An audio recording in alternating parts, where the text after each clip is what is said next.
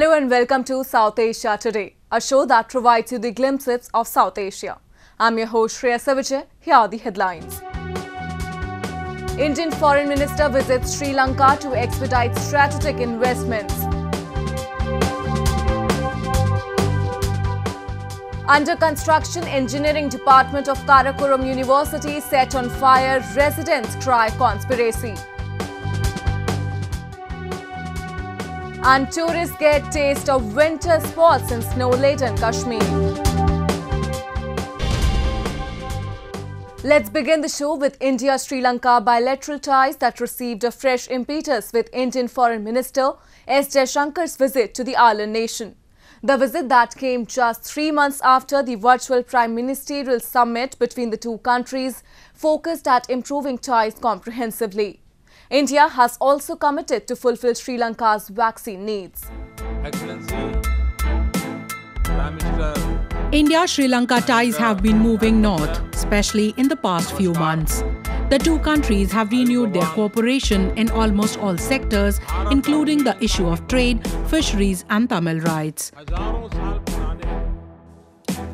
On his recent visit to the island nation, Indian External Affairs Minister Subramaniam Jaishankar outlined the growth and prosperity two countries could achieve with each other's support. Both sides committed to further enhance the works in maritime security. The statements come at a time when Chinese firm behind the controversial Hambantota port has backed a $1 billion contract to develop Sri Lanka's port city. After struggling for years to pay off the debts on Hambantota port, Sri Lanka had to lease the port and an additional 60.7 square kilometers of land around it to China for 99 years. While New Delhi's neighborhood first policy makes Colombo an automatic priority for India, the island nation too has been striving to establish a firm bond between the two. During our talks, we focused on multiple areas of mutual cooperation in the identified sectors of the economy, finance, trade, commerce, defense, security and fisheries, cultural and particularly on the ongoing COVID-19 pandemic and the post-COVID era that we are moving. An increased engagement at the highest levels of leadership has restored the strength between the two nations, which had suffered few hiccups following China's increased intervention in the country's affairs that ended up in Colombo's massive loss. While New Delhi and Colombo are mulling extending cooperation in the fields of energy and infrastructure, the two sides have already carved out a solution for the fisherman issue. Both countries have agreed on certain practical agreements to deal with the issue of bona fide fishermen of either side crossing the international maritime boundary line. After following a Chinese submarine to be parked in its waters, Sri Lanka has said that it will not allow its strategic location to be used against India and will cooperate with New Delhi to further improve security for India. Both countries believe that such moves could improve ties at multiple levels. As two close neighbors with such obvious synergies, the potential for further strengthening our cooperation is enormous. Some of that may help provide immediate relief. Others would have very positive medium-term implications for Sri Lanka's development. There are many proposals under discussion, including in infrastructure, energy, and connectivity. Their early implementation is obviously in our mutual interest and would definitely accelerate Sri Lanka's economic recovery. Let me also stress that Indian business is strongly interested in investing in Sri Lanka. We have discussed some important opportunities in the course of yesterday and today, including in special zones for pharmaceutical manufacturing, as also in tourism. The ties between the two have been decades old and hold a potential of growing at a rapid rate. Trade between the two countries has grown particularly rapidly after the entry into force of the India-Sri Lanka Free Trade Agreement in March 2000. According to Sri Lankan Customs, bilateral trade in 2018 amounted to $4.93 billion. Exports from India to Sri Lanka in 2018 were $4.16 billion, while exports from Sri Lanka to India are $767 million. Sri Lanka is among the major recipients of development assistance from Government of India. The Indian Housing Project, with an initial commitment to build 50,000 houses for the war-affected as well as the state workers in the plantation area, is Government of India's flagship project of developmental assistance to Sri Lanka. India says it is committed to see a strong neighborhood, and Sri Lanka is one of its top priority. Moving on, dissent is the most despised word and phenomenon in Pakistan. To say precisely, it is prohibited. You risk getting doomed if you dissent against the government. Even a hint of opposition can land you in trouble. The establishment takes dissenters down, no matter where on earth they are. Karima Baloch was their latest hunt. However, it has not been an easy getaway for Islamabad this time. The Balochs have stepped up their demonstration and are asking the international community, including Canada, where the crime happened, to have an intensive inquiry and investigation. The chorus has resonated with political observers, and even they are calling her death a foul play. Baloch grief and outrage is spreading rapidly across the countries. A number of Baloch activists held a demonstration in front of the Canadian High Commission in Paris to demand justice in the alleged murder of renowned activist Karima Baloch. They raised freedom slogans and asked for a thorough investigation into what has thus far been treated an unsuspicious death by Canadian police. Baloch say they want Ottawa to look deep into the issue, not only because Karima died in that country, but also because Pakistan is trying hard to erase the evidence and peddle a false narrative. Needs to be investigated. The context of it has to be put into place. We need to look at all the threats. Hamal, Karima Baloch's husband, has been demanding from the police that the police should be giving more information than just saying that they concluded it as a suicide. Pakistan's dubious design of cracking down on Baloch dissent, or for that matter any dissent, involves arresting activists on trumped-up charges and subjecting them to inhuman torture in detention centers. They are imprisoned incommunicado for indefinite period of time. On most occasions, they never return to home. There have been over 50,000 cases of disappearances in Balochistan so far. The barbarity has only gained strength with time as the establishment-backed goons attack innocents with impunity. The regional parties have withdrawn their support from Imran Khan's government on the issue of disappearances, but Khan, who's accused of taking orders from army generals, has appeared least bothered. And now, the chapter of Karima Baloch, an overseas killing, has added a fresh component to their satanic plots to cleanse all those who expose Pakistan's deep-rooted bias for Balochs. She was asking why the Baloch are deprived of our freedom, why the Baloch are not having our sovereign land, why our land is occupied by the Pakistani Islamic forces, why our land is occupied by an Islamic country. The occupation of Balochistan by Pakistan is against the will of the Baloch people. For that, she was raising her voice there at Balochistan, at Quetta University, at press clubs of Balochistan, at press clubs of Karachi, at press club of Islamabad. But she was threatened, and for life safety she came to Canada and she was living there as a refugee. Slow genocide going on in Balochistan. Karima wasn't the first or the last to have been targeted abroad. While Sajid Hussain, a journalist, was found dead in similar fashion in Sweden last year, only recently, Rahat Austin, a Pak-born lawyer, author and an activist who has been a vocal critique of Islamabad's human rights violations against the minorities, was attacked with knife. Persecution, apartheid, genocide, and we are not doing anything wrong. I just personally report the incident of persecution, the constant and severe kind of persecution, apartheid, genocide, and systematic ethnic cleansing, which is government and these Muslim majority population is doing a religious obligation like jihad against the non-Muslims. We were 23% when Pakistan was made about 70 years ago in 1947, but now we are just left 3%. We are, it's a systematic genocide, and because of controlled media and government policy to hide such atrocities, nobody just report that.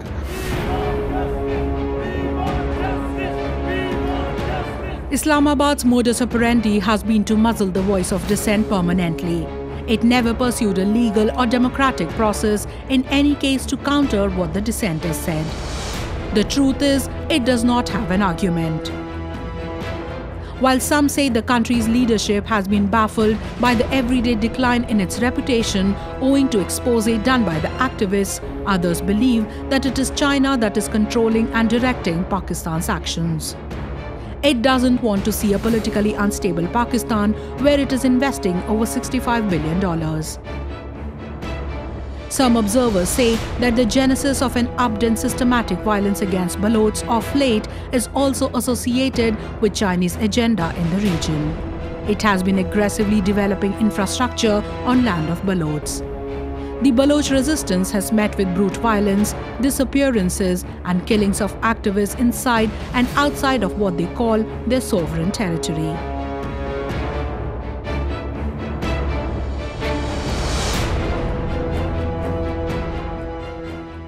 Now we take a look at some happenings in Asia in a segment called Asia What?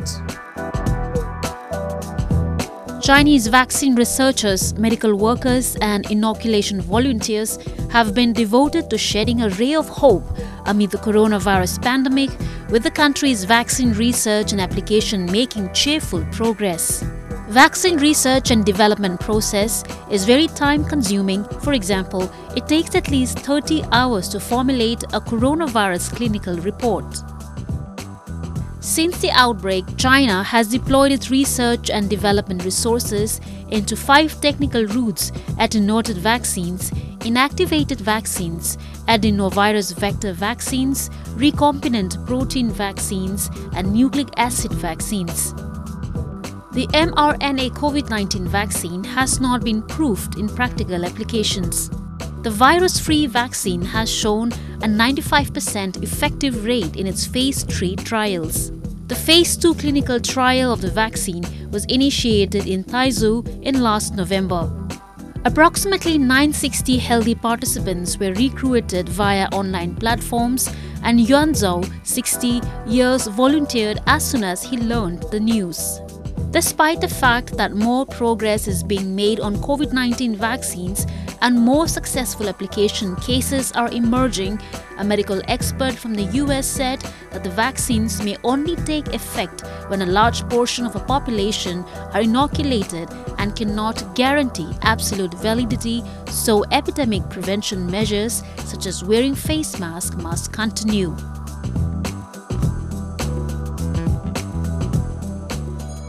Tokyo's largest fish market, Toyosu, rang in the new year with its first tuna auction of 2021 under the shadow of the COVID-19 pandemic. According to Toyosu staff, the price of the highest selling tuna went to 20.8 million yen for a bluefin tuna. That was around only 10% of the highest selling tuna price of 2020, in which a bluefin tuna was sold at 193 million yen, the second highest price in history.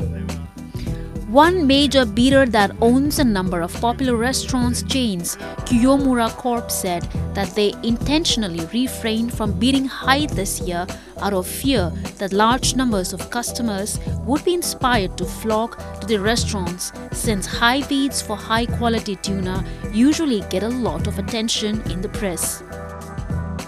The COVID-19 pandemic has seen a dramatic slump in demand for tuna, as tuna prices dropped 8.4% in July 2020 from a year earlier, Japanese government data showed.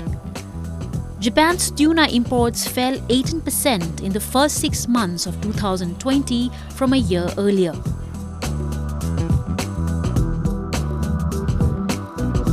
For the second day in a row, a thick layer of smoke enveloped the Nepal capital, Kathmandu.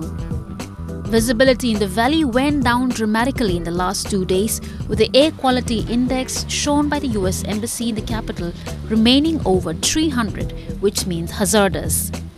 As a sudden drop in mercury settled down atmospheric pollutants, the Department of Environment requested people not to come out without genuine reasons. The department also stated that the air quality in other major cities like Nepalganj and Biratnagar will be deteriorating and people should be cautious. The PM 2.5 levels of more than 150 mg per meter cube are considered extremely dangerous for human health, and people are recommended to stay indoors. हिजो बेलुकातिर चाहिँ म पठाउ गरेर जाँदै थिएँ घरमा हैन, त्यतिखेर चाहिँ मेरो आँखा यस्तो धेरै पोल्यो कि त्यो हावाले गर्दाखेरि, त्यो बाइकको पछाडी बसेर जाँदाखेरि एकदमै हेर्नै त्यो खुर्सानी हालेको जस्तो हुन्छ नि त्यस्तै खालको पिरो भयो। अनि के भयो होला यस्तो भन्ने जस्तो चाहिँ लागेको थियो। तर अहिले पछि थाहा भयो हाम्रो यो वातावरण चाहिँ एकदमै फोहोर भइरहेको रहेछ। अनि यो झनै बादल जमेर हाम्रो यो काठमाडौँ त झनै खाल्टो जस्तै छ हैन, माथिबाट बादलले छेक्देपछि धुलो झनै यो चिसोले गर्दाखेरि घाम नलाएपछि तल आउने रहेछ। अनि हाम्रो आँखा चाहिँ एकदमै पोल्ने रहेछ, एकदम निकै गाह्रो भयो, आँसु नै आइ गरिराख्यो। अहिले बल्ल अलिकति शान्त भएको छ। In order to address the problem, the government earlier had introduced a provision that allows authorities concerned to declare an air pollution emergency whenever the air quality index goes over 300 mg per meter cube. However, none of the concerned authorities has sent out a signal in this regard, as the nation is reeling through the COVID-19 pandemic, where pollution might worsen complexities among infected ones. Air quality index is a composite measurement of the concentration of particulate matter below 10 and 2.5 microns carbon monoxide, sulfur and nitrogen dioxide and ground ozone. Reeling above the mark of 300, Kathmandu is expected to get rid of smog only after heavy rainfall.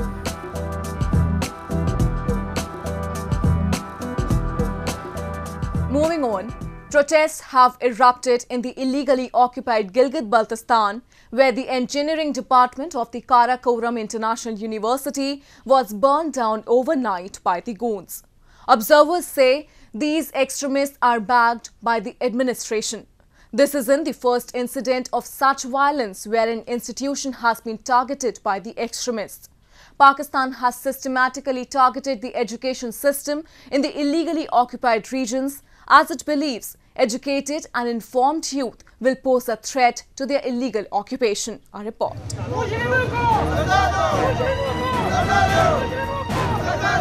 These protesting youths are engineering aspirants of the illegally occupied Gilgit-Baltistan, whose dreams were quashed overnight.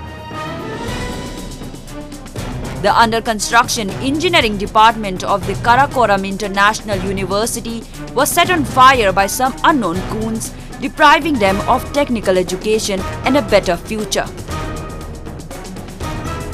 Both students and the administrative staff of the university have demanded a thorough investigation and expedite justice into the issue.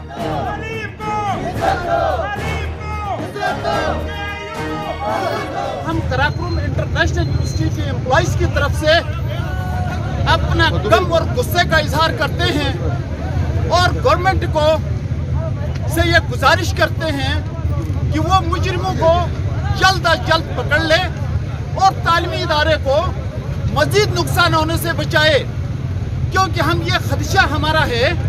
हम समझते हैं कि शायद ये इसी तरह करते करते हमारे यूनिवर्सिटी का जो इस वक्त एग्जिस्टिंग कैंपस है उसके ऊपर भी हमला कर सकते हैं। This incident is not the first or an isolated incident of this nature. Educational institutes have been targeted time and again by the extremists who are allegedly backed by Islamabad. In August 2018, around a dozen schools were burned down overnight in the Diamar district of the region. इतने बड़े इदारे को जलाने के बाद university की इंतजामिया, university के स्टूडेंट्स और यूनिवर्सिटी के एडमिन के ऑफिसर्स ये खतरा फील कर रहे हैं कि कल को हो सकता है ये लोग यूनिवर्सिटी के अंदर ना आ जाएं। ये एक ऐसा गैर मामूली वाक़या है कि मेरे ख्याल में कौमों की हिस्ट्री में ऐसे वाक़यात तालीमी इदारे जलाने वाले चंद साल पहले स्कूल जलाए गए थे जामीर में, जो है ये दारे रोहतांगीर में। उसके बाद ये गिलगित शहर के बगल में, शहर के अंदर ही ये इदारा था जिसमें गिलगित बल्तिस्तान के बच्चों ने पढ़ना था। The literacy rate of the illegally occupied regions of Gilgit-Baltistan and POK is higher than Pakistan's national average. In the past, locals have accused the Pakistan government of systematically denying people of Gilgit-Baltistan education that can help them grow into an employable lot. Observers have also said in the past that a backward and unstable occupied region is in Islamabad's interest as it can exploit it with little effort. इनको पकड़कर इनको जेलों में डालकर उनके खिलाफ सजा दी जाए। आज तालीमी इदारों के ऊपर हमला हुआ है, कल अस्पतालों के ऊपर होगा, तीसरे दिन किसी और जगह पे होगा। इन मुजरिमों को बेलगाम न किया जाए, उनको लगाम देना चाहिए, उनको पकड़ के सजा देनी चाहिए। हम ये पुरजोर मुज़म्मत करते हैं, पुरअमन इल्तिजा करते हैं गवर्नमेंट से कि तालीमी इदारों के अंदर कम से कम इस किस्म के घिनौना हरकतें बंद की जाए। The deep state of Pakistan Army is virtually in charge of all affairs of Gilgit-Baltistan and POK. The Army General devise political policies and implement them. Observers say they are the one behind such anonymous attacks in the region as they sense a potential of a rebellion in people who are informed and educated.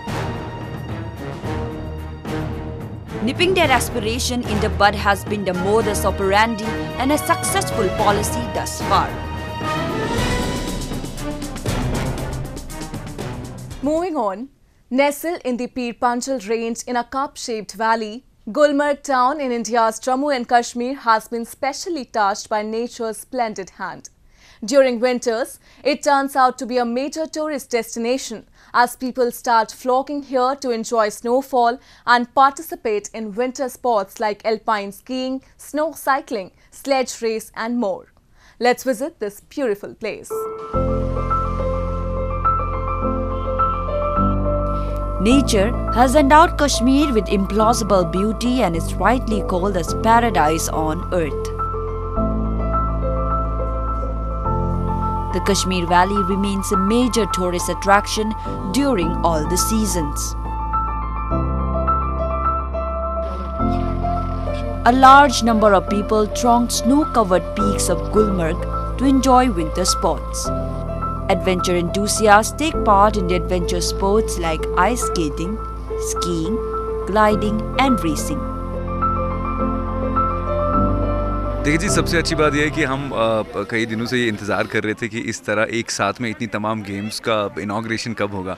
अलग अलग state से कई सारे players आप देख रहे हैं, young players आए हुए हैं जो यहाँ पर इस सीज़न में ये चाहते हैं कि कश्मीर में उन्हें मौका मिले कि वो अपना जलवा दिखाएं। एंड स्कीयर हो या तमाम वो लोग जो विंटर स्पोर्ट्स से जुड़े हुए हैं, आज वो अलग अलग स्टेट से यहाँ पर आए हुए हैं और उन्हें वेलकम किया जा रहा है।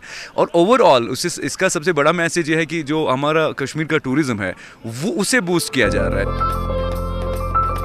Winter Games are an extension of the carnival organized by the J&K Tourism Department on the occasion of New Year as it helps attract more tourists amid the COVID-19 pandemic. As the temperature dips during winters, water bodies freeze into ice, which provides a favorable space for winter sports and other activities.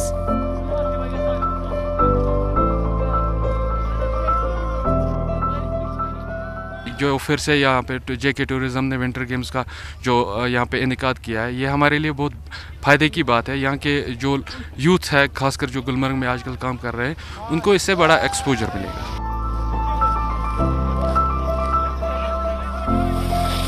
Snowfall in capital Srinagar also brought cheers to the tourists who trickled in from different parts of the country. The city was covered in white, with snow adding to the beauty of the iconic Dal Lake, much to the delight of the tourists who were seen playing in the snow. It's time for me to wrap up today's episode. We'll be back next week at the same time. This is Shreya Vijay signing off on the behalf of entire production team of South Asia Today. Goodbye and take care.